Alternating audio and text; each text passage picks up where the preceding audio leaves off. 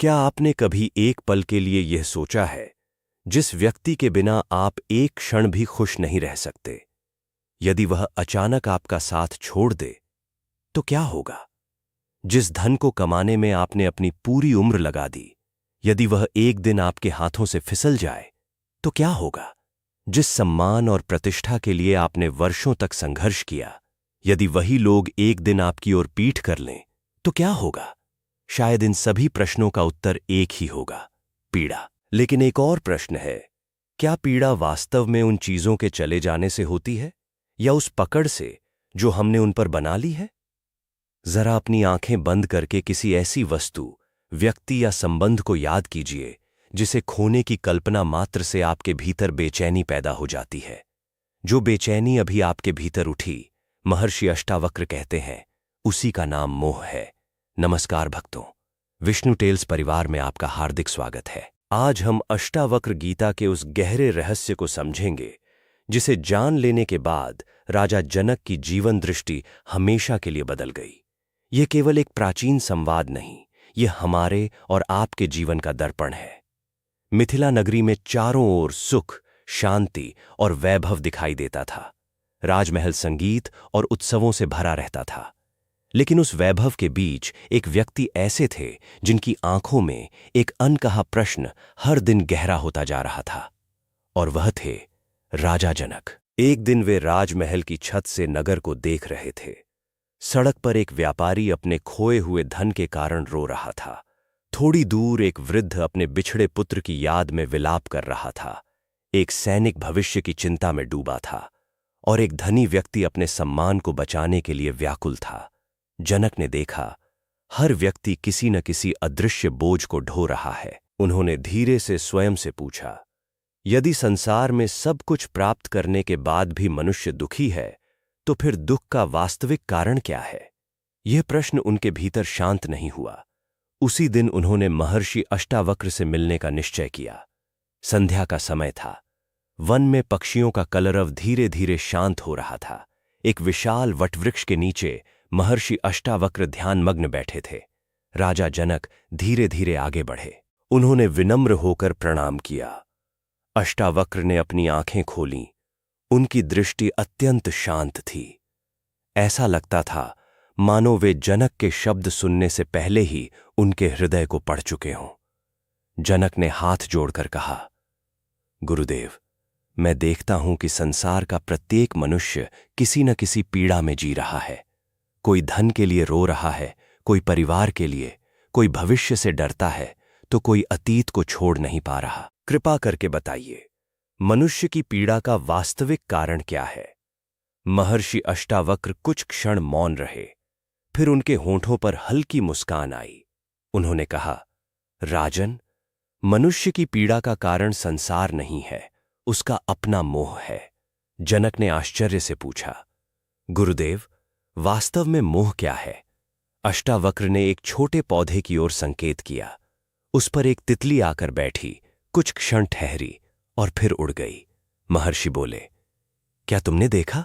तितली आई, कुछ देर रुकी और चली गई। पौधे ने उसे रोकने का प्रयास नहीं किया, इसलिए वह शांत रहा। लेकिन मनुष्य ऐसा नहीं करता। जो उसके जीवन में आता है, वह उसे हमेशा के लिए अपना बना लेना चाहता है। यहीं से मोह जन्म लेता है। उन्होंने आगे कहा, राजन, जो बदलने वाला है उसे स्थायी मान लेना, और जो वास्तव में तुम्हारा नहीं है उसे मेरा कहकर पकड़ लेना, यही मोह है।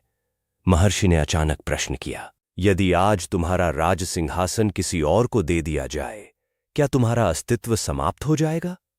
जनक ने तुरंत उत्तर दिया, नहीं गुरुदेव, यदि तुम्हारे राजसी वस्त्र बदल दिए जाएं, क्या तुम बदल जाओगे? नहीं। यदि एक दिन यह शरीर भी बदल जाए, तो क्या देखने वाला भी बदल जाएगा? इस बार जनक मौन हो गए। उनके पास कोई उत्तर नहीं था। कुछ देर बाद जनक ने पूछा, गुरुदेव, यदि परिवार से प्रेम करना भी मोह है, तो क्या मनुष्य प्रेम करना छोड़ दे? अष्टावक्र मुस्कुराए। उन्होंने कहा, नहीं राजन, प्रेम और मोह एक जैसे दिखाई देते हैं, लेकिन दोनों का स्वभाव बिल्कुल अलग है। उन्होंने पास खिले कमल की ओर संकेत किया। सूर्य कमल को प्रकाश देता है, उसे खिलाता है, लेकिन उसे बांधता नहीं। यही प्रेम है। और यदि कोई व्यक्ति कमल को तोड़कर अपने घर में बंद कर दे कि यह केवल मेरा है, तो वही मोह है। फिर उन्होंने कहा, प्रेम स्वतंत्र करता है, मोह कैद करता है। प्रेम में करुणा होती है, मोह में अधिकार। प्रेम देता है, मोह पकड़ता है। सभा में बैठे शिष्य भी गहरे चिंतन में डूब गए। जनक ने आगे कहा, गुरुदेव, क्या हर भय के पीछे भी मोह छिपा होता है? महर्षि ने बिना देर किए उत्तर दिया, हां राजन, जहां मोह है वहां भय अवश्य होगा, और जहां भय है वहां शांति कभी नहीं रह सकती।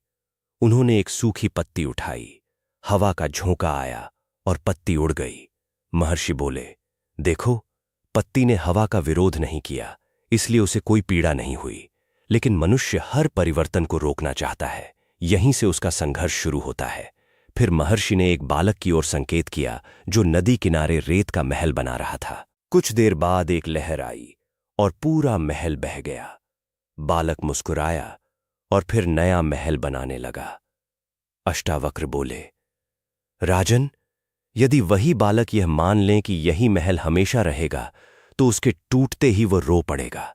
संसार की हर वस्तु भी ऐसी ही है।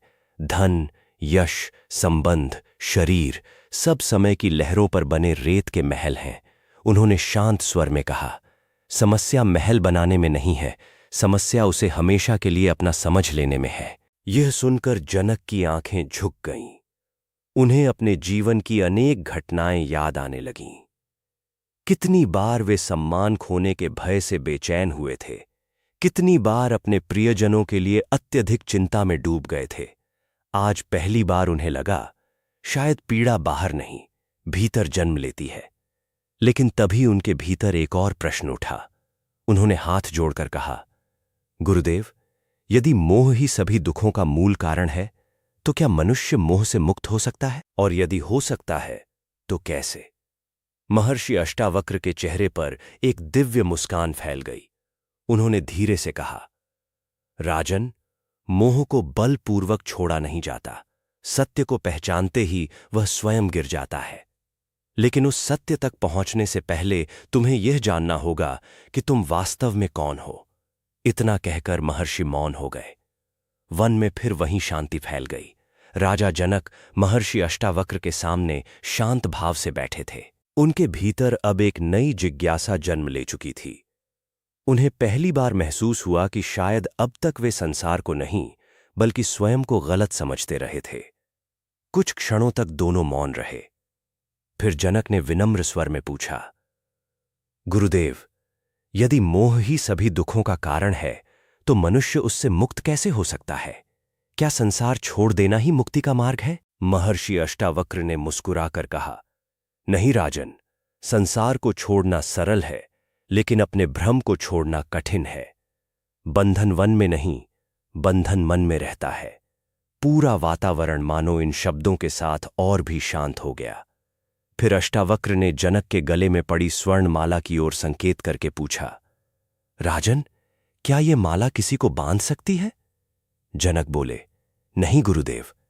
फिर भी कितने लोग इसी स्वर्ण के लिए जीवन भर चिंतित रहते हैं। तो बताओ, बंधन स्वर्ण में है या मन में? जनक कुछ क्षण सोचते रहे, फिर बोले, मन में। अष्टावक्र मुस्कुराए। यही समझना आत्मज्ञान की पहली सीढ़ी है। चीजें कभी किसी को नहीं बांधती, उन्हें पकड़ने वाला मन ही बंधन बनाता है। महर्षि ने जनक से पूछा, राजन, यदि आज तुम्हें सब लोग भूल जाएं, तुम्हारा सम्मान छिन जाए, तुम्हारा नाम इतिहास से मिटा दिया जाए, तो क्या तुम्हारा वास्तविक अस्तित्व समाप्त हो जाएगा? जनक के होंठ खुले, लेकिन कोई उत्तर नहीं निकला। पहली बार उन्हें महसूस हुआ कि वे अपने नाम, पद और पहचान से कहीं अधिक हैं। फिर जनक ने पूछा, गुरुदेव, मनुष्य बार बार स्वयं को शरीर ही क्यों मान लेता है? अष्टावक्र ने एक शांत सरोवर की ओर संकेत किया। जल बिल्कुल स्थिर था, उसमें जनक का प्रतिबिंब स्पष्ट दिखाई दे रहा था। महर्षि बोले, राजन, यदि कोई इस प्रतिबिंब को ही स्वयं समझ बैठे, तो क्या वह सत्य होगा? नहीं गुरुदेव, ठीक वैसे ही शरीर तुम्हारा प्रतिबिंब है, तुम्हारा वास्तविक स्वरूप नहीं। उन्होंने आगे कहा, जब शरीर युवा होता है, मनुष्य कहता है मैं सुंदर हूं। जब शरीर बीमार होता है, वह कहता है मैं दुखी हूं। जब शरीर वृद्ध होता है, वह कहता है मैं समाप्त हो रहा हूं। यही सबसे बड़ा भ्रम है।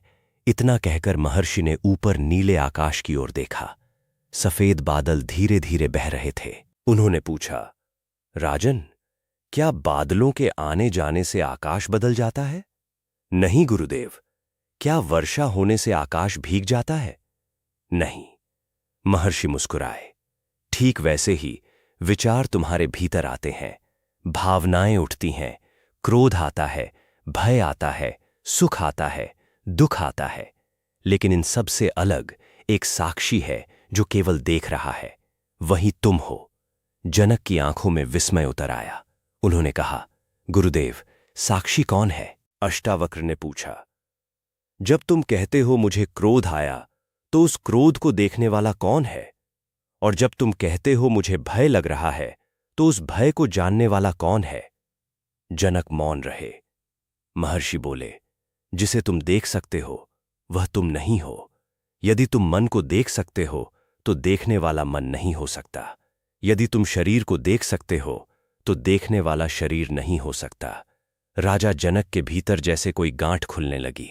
अष्टावक्र जनक को लेकर आश्रम के पीछे बहती नदी के किनारे पहुंचे। उन्होंने कहा, इस नदी को देखो, जल निरंतर बह रहा है। क्या एक क्षण पहले वाला जल अभी भी वहीं है? नहीं गुरुदेव। फिर भी हम उसे उसी नदी का नाम देते हैं। शरीर भी ऐसा ही है, हर क्षण बदल रहा है, मन भी बदल रहा है, लेकिन जो इन सब को बदलते हुए देख रहा है वह कभी नहीं बदलता। जनक बहुत देर तक बहते जल को देखते रहे। उन्हें पहली बार लगा कि शायद उनके भीतर भी कोई ऐसा है जो बचपन से आज तक कभी नहीं बदला। तब महर्षि ने धीरे से पूछा, राजन, अपने बचपन को याद करो। क्या वो शरीर आज भी वैसा ही है?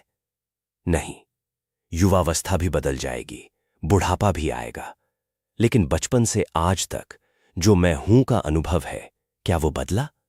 जनक ने धीरे से कहा, नहीं गुरुदेव। महर्षि मुस्कुराए। वही तुम्हारा वास्तविक स्वरूप है। जनक ने पूछा, गुरुदेव, यदि मैं वास्तव में आत्मा हूं तो फिर मुझे दुख क्यों होता है? अष्टावक्र बोले, क्योंकि तुम भूल गए हो कि तुम कौन हो। जिस दिन अभिनेता स्वयं को अभिनय समझने लगे, उसी दिन उसका भ्रम समाप्त हो जाता है। लेकिन यदि वह मंच छोड़ने के बाद भी स्वयं को वही पात्र मानता रहे, तो उसका जीवन भ्रम बन जाता है। राजन, आत्मा ने केवल शरीर धारण किया है, लेकिन मनुष्य स्वयं को शरीर ही मान बैठा है। यही अज्ञान है, और यही अज्ञान मोह को जन्म देता है। महर्षि ने फिर एक दर्पण उठाकर कहा, जब दर्पण पर धूल जम जाती है तो क्या चेहरा बदल जाता है? नहीं गुरुदेव, केवल प्रतिबिंब धुंधला दिखाई देता है। इसी प्रकार आत्मा कभी अशुद्ध नहीं होती। अज्ञान की धूल केवल उसे पहचानने नहीं देती। अब जनक की आंखों में पहले जैसी बेचैनी नहीं थी। उनके भीतर पहली बार शांति की एक हल्की किरण दिखाई देने लगी। उन्हें समझ आने लगा कि वर्षों से वे संसार से नहीं, अपनी गलत पहचान से लड़ रहे थे। लेकिन उसी क्षण उनके भीतर एक नया प्रश्न उठा। उन्होंने विनम्र स्वर में पूछा, गुरुदेव, यदि मैं वास्तव में साक्षी हूं, तो क्या मुझे अपने राज्य, परिवार और कर्तव्यों का त्याग कर देना चाहिए? क्या आत्मज्ञान का अर्थ संसार से दूर चले जाना है? महर्षि अष्टावक्र ने गहरी मुस्कान के साथ जनक की ओर देखकर कहा, राजन, यही वह प्रश्न है जिसका उत्तर जान लेने के बाद मनुष्य संसार में रहकर भी मुक्त हो जाता है।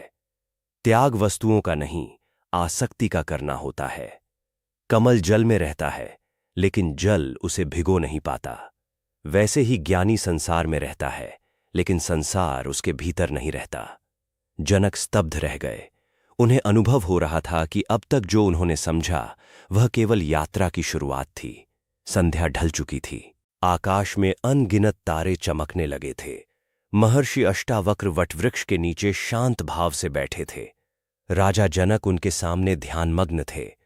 अब उनके चेहरे पर वैसी बेचैनी नहीं थी जैसी पहली भेंट के समय थी, लेकिन एक अंतिम प्रश्न अभी भी उनके भीतर जीवित था। उन्होंने हाथ जोड़कर कहा, गुरुदेव, यदि मैं शरीर नहीं हूं, यदि मैं शुद्ध साक्षी हूं, तो फिर संसार में रहकर जीवन कैसे जीऊं? क्या बिना इच्छा के जीवन संभव है? महर्षि अष्टावक्र ने जनक की ओर देखा। उनकी आंखों में करुणा और गहराई दोनों थीं। उन्होंने शांत स्वर में कहा, राजन, इच्छा समस्या नहीं है, समस्या है उस इच्छा से अपनी पहचान जोड़ लेना। महर्षि ने सामने जलते हुए दीपक की ओर संकेत करके पूछा, क्या तुम इस दीपक की लौ को अपनी मुट्ठी में कैद कर सकते हो? जनक मुस्कुराए, नहीं गुरुदेव, ऐसा करने पर लौ भी बुझ जाएगी और हाथ भी जल जाएगा। अष्टावक्र बोले, यही संसार का नियम है। जिसे पकड़ने की कोशिश करोगे उसे खोने का भय भी साथ आएगा, और जहां भय होगा वहां शांति नहीं टिकेगी। फिर उन्होंने आगे कहा, इच्छा स्वाभाविक है, लेकिन जब मन कहने लगता है यह अवश्य होना ही चाहिए, तभी मैं सुखी रहूंगा, उसी क्षण इच्छा बंधन बन जाती है।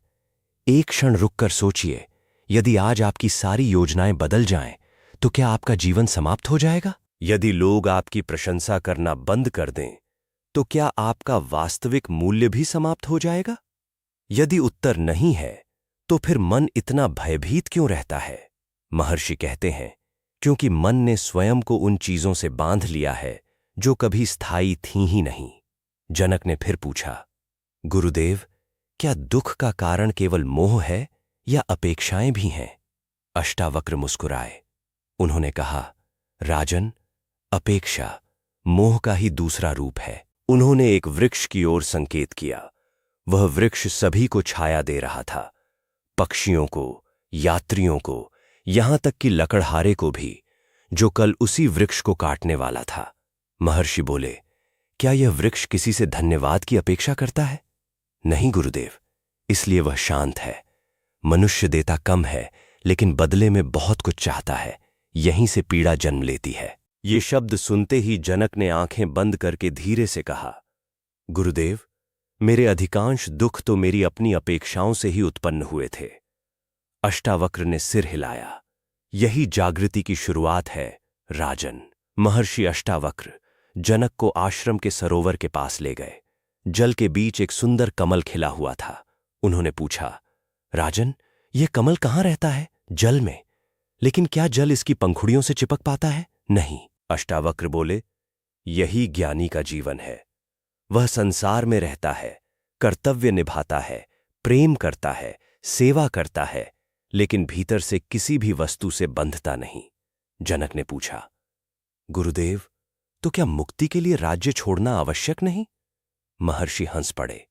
उन्होंने कहा, यदि जंगल में जाने से ही मुक्ति मिलती, तो वन में रहने वाला हर पशु पक्षी ज्ञानी होता, और यदि महल में रहने से ही बंधन होता, तो कोई राजा मुक्त नहीं हो सकता।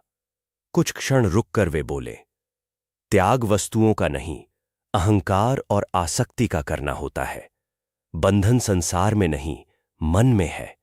महर्षि ने एक अभिनेता का उदाहरण देते हुए कहा, एक अभिनेता मंच पर राजा बनता है, फिर अगले नाटक में भिखारी।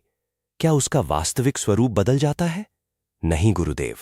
उसी प्रकार जीवन में भी तुम्हारी अनेक भूमिकाएं हैं, राजा, पिता, पति, मित्र, लेकिन इनमें से कोई भी तुम्हारा वास्तविक स्वरूप नहीं है। इन भूमिकाओं को निभाओ, लेकिन स्वयं को इनसे मत बांधो। रात्रि गहरी हो चुकी थी। दूर से नदी का स्वर सुनाई दे रहा था। महर्षि बोले, राजन, लहर स्वयं को अलग समझती है, इसलिए उसे जन्म और मृत्यु का भय होता है। लेकिन जब वही लहर जान लेती है कि वो महासागर से अलग नहीं, तब उसका भय समाप्त हो जाता है। मनुष्य भी ऐसा ही है। जब तक वह स्वयं को शरीर समझता है, वह हर परिवर्तन से डरता है। लेकिन जिस दिन वह जान लेता है कि मैं शुद्ध चेतना हूं, उसी दिन उसके भीतर एक ऐसी शांति जन्म लेती है जिसे संसार की कोई घटना छीन नहीं सकती। यह सुनते ही राजा जनक ने धीरे धीरे अपना मस्तक महर्षि अष्टावक्र के चरणों में झुका दिया और भर्राए हुए स्वर में बोले, गुरुदेव, आज मैं समझ पाया कि संसार ने मुझे कभी नहीं बांधा। मेरी अपनी आसक्तियों ने मुझे बांध रखा था। धन नहीं, धन का अहंकार बंधन था, परिवार नहीं, उन पर मेरा अधिकार बंधन था, शरीर नहीं, स्वयं को शरीर समझना बंधन था। आज पहली बार मुझे भीतर हल्कापन अनुभव हो रहा है। महर्षि अष्टावक्र ने स्नेहपूर्वक जनक के सिर पर हाथ रखकर कहा, राजन, याद रखो, जिस क्षण तुम कहते हो मैं तुम्हारे बिना अधूरा हूं, उसी क्षण बंधन आरंभ हो जाता है। और जिस क्षण तुम अनुभव करते हो कि मैं अपने वास्तविक स्वरूप में पूर्ण हूं, उसी क्षण मुक्ति की यात्रा प्रारंभ हो जाती है। महर्षि अष्टावक्र ने आकाश की ओर देखा। चंद्रमा शांत था। उन्होंने अंतिम संदेश देते कहा, राजन, संसार मत छोड़ो, संसार से चिपकना छोड़ो, कर्तव्य मत छोड़ो, उनमें अहंकार को छोड़ो, प्रेम मत छोड़ो, उसमें अधिकार को छोड़ो, जीवन मत छोड़ो, अज्ञान को छोड़ो। जिस दिन तुम अपने वास्तविक स्वरूप को पहचान लोगे, उसी दिन मोह अपने आप समाप्त हो जाएगा। उन्होंने कुछ क्षण मौन रहकर अंतिम बार कहा, तुम शरीर नहीं हो, तुम मन नहीं हो, तुम विचार नहीं हो, तुम वह शुद्ध साक्षी हो जो इन सब को आते जाते देख रहा है। और जो स्वयं को इस रूप में जान लेता है, उसे संसार बांध नहीं सकता। राजा जनक उसी रात महल लौटे, लेकिन लौटने वाला व्यक्ति वही नहीं था जो सुबह आश्रम आया था। अब वे जानते थे, शांति बाहर नहीं मिलती, वह भीतर जागती है।